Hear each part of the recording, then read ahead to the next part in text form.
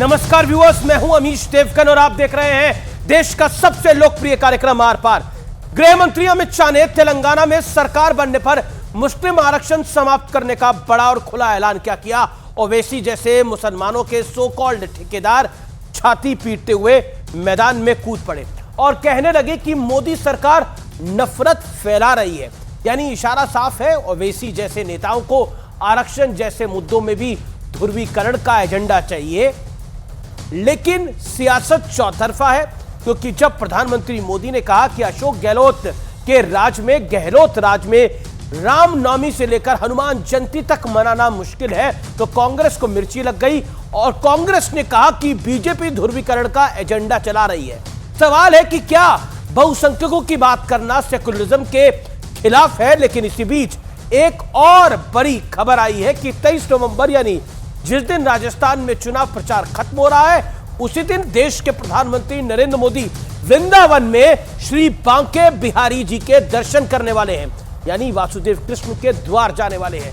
तो इसके खिलाफ भी सियासी मोर्चा खुल गया है, यानी कुल मिलाकर धर्म पर सियासी माहौल गर्मा गया है। तो आज इसी मुद्दे पर होगी देश की सबसे बड़ी पॉलिटिकल बहस, चुनावी घमासान, ध्रुवीकरण का प्लान। आज का आर पार इसी पर व्यूअर्स।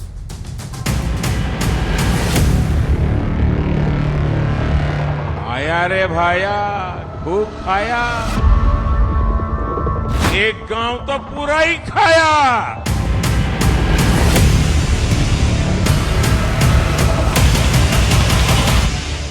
इन्होंने तुष्टीकरण के लिए 4% मुस्लिम रिजर्वेशन लगाया है। भारतीय जनता पार्टी की सरकार ये 4% मुस्लिम रिजर्वेशन को हटा लेगी। अमित शाह के इस ऐलान के साथ ही सियासत में नया घमासान छिड़ गया है। बीजेपी जो कह रही है रिजर्वेशन के बारे में, झूठ बोल रही है और हर मुसलमान को नहीं मिल रहा है। एक बैकवर्ड मुसलमानों में ही बैकवर्ड एक क्लासेस या कास्ट की लिस्ट बनाई गई है, उन्हीं को मिल रहा है। तो ये इनकी नफरत की सियासत है और कुछ नहीं है। आरोप लग रहा है कि दोनों तरफ से जमकर ध्रुवीकरण की कोशिश शुरू हो गई है। लेकिन इस सियासत के बीच ही राहुल गांधी ने एक नया विवाद छेड़ दिया। बीजेपी ने नया शब्द निकाला, धूमधाम करके ढोल बजा के आपको कहते हैं आप आदिवासी नहीं हो, आप वनवासी हो। आप तो जंगल में रहते हो, आप तो जानवर जैसे हो। वनवासी के ये मतलब है। हमारे बच्चों को जेल में डाला गया, हिजाब के नाम पर बच्चियों को पढ़ने से रोका गया, हमारे बस्तियों में बुलडोजर चला दिए। एक नई दुकान खुली है, मोहब्बत की दुकान। हिंदुस्तान की आजादी से लेकर आज तक 55,000 फिसादात का तोहफा दिया। वैसे इस सियासत के बीच एक और बड़ी खबर आई है। 23 नवंबर यानी राजस्थान में चुनाव प्रचार खत्म होने के बाद प्रधानमंत्री मोदी वृंदावन में बांके बिहारी के दर्शन करने जाएंगे।